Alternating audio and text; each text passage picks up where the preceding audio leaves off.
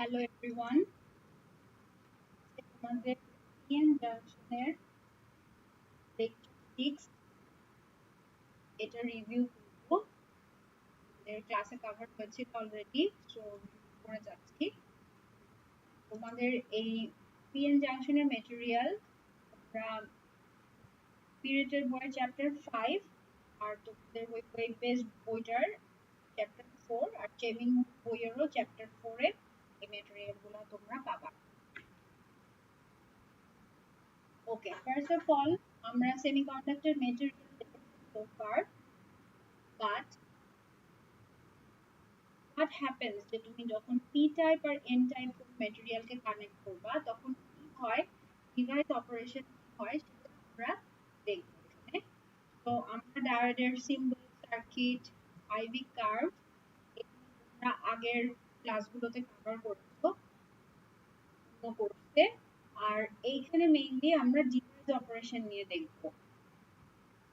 তো কিভাবে গ্রো করে আসলে পিএন জাংশন? আমাদের সিলিকনের ওয়েফার থাকে যেখানে প্রাথমিকভাবে either P or N type doping করা থাকে, প্রি ডোপ একটা ওয়েফার। সেইখানে অপোজিট টাইপের ডোপিং ডিফিউজ করা হয় থেকে। এটা হয় যে তোমাদের ওয়েফারের উপরের সারফেসে হাইয়েস্ট থাকে, হ্যাঁ, ধরো এখানে হয় এই ডোপিং কনসেন্ট্রেশন হাইয়েস্ট থাকবে, এটা আস্তে আস্তে পেনিট্রেট করে এর ওয়েফারের একটা রিজন কভার করবে এবং এই রিজনটা এন টাইপ ম্যাটেরিয়াল হবে। এই স্লাইডে দেখো এই গ্রাফটার দিকে, এটা এক্স অ্যাক্সিস হচ্ছে তোমাদের ওয়েফারের ডেপথটা, ঠিক আছে? সো ওয়েফারের একদম টপ সারফেস হচ্ছে এটা এক্স ইকুয়াল টু 0, তারপর আস্তে আস্তে যত ডিপে এটা হলো তোমাদের এক্স এর ভ্যালু, আর ওয়াই অ্যাক্সিসে আছে যে পিং যেটা এনএ আর এনপি রিসেপ্টর বা ডোনার কিছু সেটার কনসেন্ট্রেশন। প্রথমে যদি তোমাদের প্রি মেটেরিয়াল হয়, যদি এটা এন টাইপের হয়ে থাকে তাহলে অলরেডি এন ডি দেওয়া ছিল। এখন তুমি এক্সটারনালি যদি ডোপিং শুরু করো ও ডিফিউশন শুরু করো, যে ডিফিউজ করছো তুমি আরো অ্যাকসেপ্টর আয়নস, তাহলে কি হবে? একদম ওয়েফারের সারফেসে প্রচুর আয়ন সবাই সব পুরাটা যেতে পারছে না। তো যতই তুমি ডেপথে যেতে থাকবা ততই অ্যাকসেপ্টরের কনসেন্ট্রেশন থাকবে এবং এক পর্যায়ে হবে যেটা যে অ্যাকসেপ্টর ডোনারের যে কম, এই জায়গাটাতেই হচ্ছে আমাদের জাংশন ফর্ম করবে। কারণ এই পাশটাতে দেখো এন এর কনসেন্ট্রেশন এন ডির চেয়ে বেশি, তো এটা পি টাইপ, আর এই অংশে এই যে পরের অংশে দেখো আমাদের ডোনারের কনসেন্ট্রেশন বেশি, তো এটা এন টাইপ। এই এই ফর্মটাই হলো রিয়েলিস্টিক ওয়ে যেভাবে পিএন জাংশন তৈরি হয়। জাস্ট সুবিধার জন্য আমরা এই ধরনের স্ট্রাকচার এঁকেছি এতদিন, জাস্ট এনআরপি এঁকে দিতাম, বাট আসলে ফ্যাব্রিকেশন হয় এভাবে। আরো একটা জিনিস, যখন জাংশন আঁকি তখন আমরা কি এভাবে চট করে এঁকে স্কয়ার শেপে, বাট অ্যাকচুয়ালি এরকম কার্ভড ওয়েতে জিনিসটা একটা গ্র্যাজুয়াল প্রসেস, তাই না? বিভিন্ন ভাবে তুমি এই ডোনার বা অ্যাকসেপ্টরকে ডিফিউজ করতে পারো। বিভিন্ন টেকনিক আছে এখানে লিস্ট আছে, ডিফিউশন, আয়ন ইমপ্লান্টেশন, এপিটেক্সিয়াল ডিপোজিশন। তো এই ধরনের বিভিন্ন ফ্যাব্রিকেশন টেকনিক আছে, এগুলোর উপর ডিপেন্ড করে যে প্রোফাইলটা কেমন হবে, কি রেটে হবে। তো বাট আলটিমেটলি প্রোফাইলটা এরকম শার্প মানে অ্যাব্রাপ্ট চেঞ্জ হয়, এরকম চেঞ্জ। তো এটা হচ্ছে মোর লাইক মানে রিয়েলিস্টিক ওয়ে যে কেমন জাংশনটা কেমন হবে। তো পিএন জাংশনে কি হয় যখন সেপারেট তোমার একটা পি টাইপ আর এন টাইপ ম্যাটেরিয়াল আছে, তো তুমি তাদেরকে জাস্ট কানেক্ট করছো এন টাইপ আর পি টাইপকে। তো সাথে সাথে যেটা হবে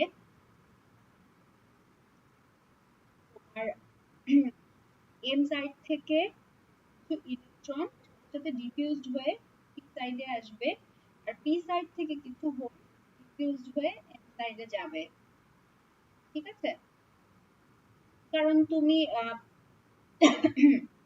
দুটো মেটেরিয়ালকে অ্যাড করছো, যার একদিকে প্রচুর অ্যাভেলেবল হোল, ফ্রি হোলস আছে, আর একদিকে আছে, তো ন্যাচারালি ডিফিউজড হয়ে তারা ওর সাইডে যাচ্ছে। তাহলে কি হচ্ছে চিন্তা করো, যে যেই মাত্র তুমি এন সাইডে কিছু ইলেকট্রন গেল, তো তখন কিছু হোল নিউট্রালাইজ হয়ে যাচ্ছে, আবার পি সাইডের কিছু হোল এন সাইডের যে ইলেকট্রনকে নিউট্রালাইজ করছে।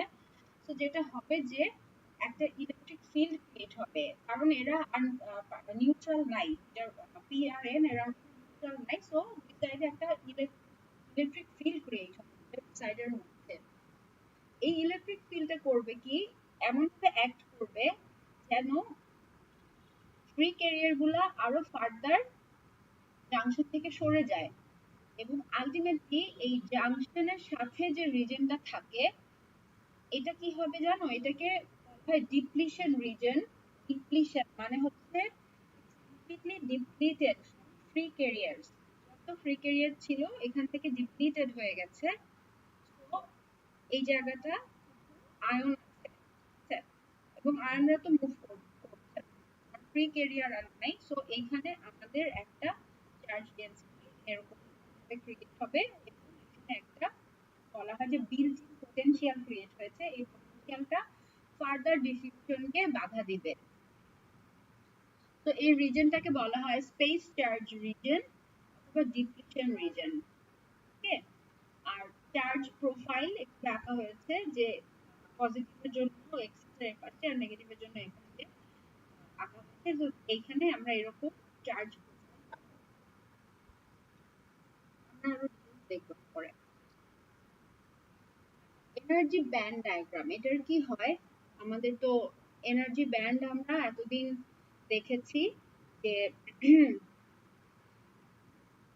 তোমার যদি ম্যাটেরিয়ালটা পি টাইপের হয় তাহলে ফার্মি লেভেলের কাছে থাকে ভ্যালেন্স ব্যান্ড, আর যদি এন টাইপের হয় তোমার কন্ডাকশন ব্যান্ড আর ফার্মি থাকবে কাছাকাছি।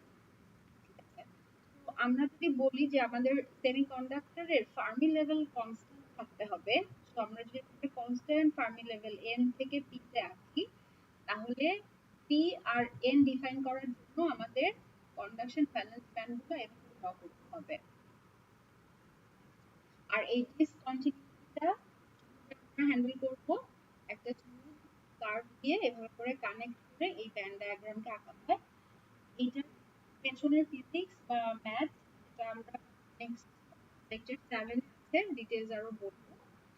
এরকম আমরা ব্যান্ড ডায়াগ্রাম, আর এই রিজনটাই হলো আমাদের ডিফিউশন লেয়ার, এই কার্ভ যেটাকে কভার করবে। ঠিক আছে, ওকে।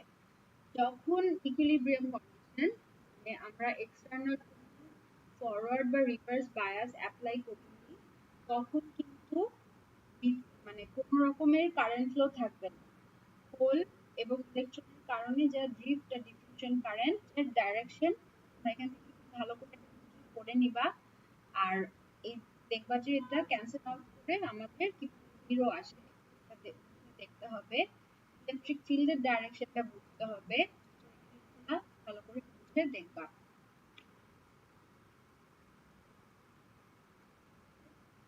তো ফার্দার দেখি, আমাদের এই করেসপন্ডিং টেক্সটটা বলা হয়ে গেছে অলরেডি। তো আমরা ওকে, তো এইখানে আমাদের প্রোফাইল দেখাচ্ছে যে এখানে ডিভিশন রিজনের কারণে ইকুইলিব্রিয়াম থাকবে, চার্জ প্রোফাইল কেমন হবে, ইলেকট্রিক ফিল্ড প্রোফাইল কি হবে, আর ভোল্টেজ প্রোফাইল কেমন হবে, এই তিনটা জিনিস আমরা নেক্সট লেকচারে আবার দেখব। সেইগুলার রিজনিং গুলা নেক্সট স্লাইডে আছে, নেক্সট লেকচারে থাকবে। তো একটা ইম্পর্টেন্ট পয়েন্ট এখানে, সেটা হচ্ছে built in potential. Built in পোটেনশিয়ালটা কি আসলে? আমাদের এই যে ব্যান্ড বেন্ডিংটা হচ্ছে, আমাদের দেখাচ্ছে যে এই বেন্ডিং এর যে অ্যামাউন্টটা দেখো, সেটা সেটা কি আসলে আমাদের ইনসাইড আর ইনসাইড এর যদি কন্ডাকশন ব্যান্ড দেখো, তাহলে এই দুটার যে ডিফারেন্স, সেটাই কিন্তু আমাদের বিল্ট ইন পোটেনশিয়াল। তো এই অ্যামাউন্ট, যেটা যে বিল্ট ইন পোটেনশিয়াল যতটুকু, সেটা আসলে আলটিমেটলি যে ইন্ট্রিনসিক ফার্মি লেভেল ছিল, হ্যাঁ, সেটার সেটার যে অ্যামাউন্ট অফ চেঞ্জ আর এই কন্ডাকশন ব্যান্ডের ডিফারেন্স, সেটা কিন্তু একই হবে। ঠিক আছে? এখন কেন এটা ইম্পর্টেন্ট? কারণ আমরা এর আগের চ্যাপ্টার গুলোতে এইটার ক্যালকুলেশন আমরা শিখেছি, যে এই সেমিকন্ডাক্টরের যদি তুমি এনার্জিটা জানো, তাহলে এই ধরনের এক্সপ্রেশন আমরা দেখেছিলাম, যে ইনসাইড আর ইনসাইড পোটেনশিয়াল বা এনার্জি হলে কি হবে, তোমাদের এই চার্জ দিয়ে জাস্ট মাল্টিপ্লাই হবে। তো এনার্জি পোটেনশিয়াল যেটাই বলো, সেটাকে আমরা এই ধরনের টার্ম দিয়ে এক্সপ্রেস করতে পারি, যে KT over Q R ln of donor বা অ্যাকসেপ্টরের concentration divided by input concentration. তো এটা হচ্ছে আমাদের ইনসাইড আর আউটসাইডের আমরা জানি। আচ্ছা, তাহলে বিল্ট ইন পোটেনশিয়ালটা কি হবে? জাস্ট এই দুইটার যোগফল, তাই না? কারণ দেখো এখানে বেন্ডিং এর এই অংশটা আর এই অংশটা যোগ করলে কিন্তু আমাদের টোটাল বিল্ট ইন পোটেনশিয়াল। এই দুইটাকে যোগ করলে যেহেতু আছে, খুব সিম্পল একটা এক্সপ্রেশন পাচ্ছি। এবং এই টার্মটা পিএন জাংশনের যে কোনো ক্যালকুলেশনের জন্য খুবই ইম্পর্টেন্ট। পরে আমাদের অন্যান্য ক্যালকুলেশনের জন্য পোটেনশিয়ালের অ্যামাউন্টটা জানতে হবে। ঠিক আছে? তো এটা একটা, এই স্লাইডে এই বিল্ট ইন পোটেনশিয়ালেরই আরেকটা ওয়েতে ক্যালকুলেশন দেখিয়েছে। ইউ ফাইনালি এই লাস্ট স্লাইডে যেটা বলছে, যে এখন আমরা ইকুয়েশনটা জানি, আমাদের দেখাচ্ছে যে এখানে কিভাবে করে এই বিল্ট ইন পোটেনশিয়াল ভ্যারি করে, এটাই এখানে লেকচার 6 এই পর্যন্তই। আমরা আরো ডিটেইলসে লেকচার 7 থেকে দেখব। Thank you.